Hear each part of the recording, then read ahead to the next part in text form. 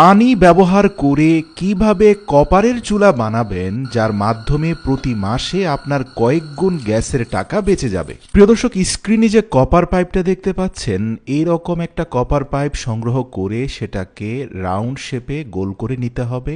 মনে রাখবেন, কপার পাইপের অগ্রভাগটা আপনাকে ব্লক করে দিতে হবে যেন সেখান দিয়ে কোনো গ্যাস বের হয়ে না যায়। এরপরে পুরো পাইপটাকে 3বার মুড়িয়ে নিয়ে যে কোনো একটা পাশে প্রতিটা রাউন্ড সার্কেলের মধ্যে 4টা করে হোল করতে হবে। সুতরাং 3টা সার্কেলে 12টা হোল হয়ে গেলে আপনাকে এই কপার পাইপটা স্থাপন করার জন্য একটা পাতলা কাঠের উপরে 4টা ক্লাম অ্যাডজাস্ট করতে হবে। প্রিয় দর্শক, স্ক্রিনে আপনারা যে ক্লামগুলোকে দেখতে পাচ্ছেন সেগুলোকে আমরা স্ক্রুর সাহায্যে কাঠের মধ্যে শক্তপোক্তভাবে লাগিয়ে দিচ্ছি। আর এই দুটো ক্লাম লাগানোর পরে অপোজিশনেও আরও দুটো ক্লাম লাগানো হয়েছে এবং এই ক্লামগুলোর মিডল পার্টে নাট সহ একটা বোল্টকে এমনভাবে লাগানো হয়েছে যার অগ্রভাগটা ভেতরের দিকে বের হয়ে আছে।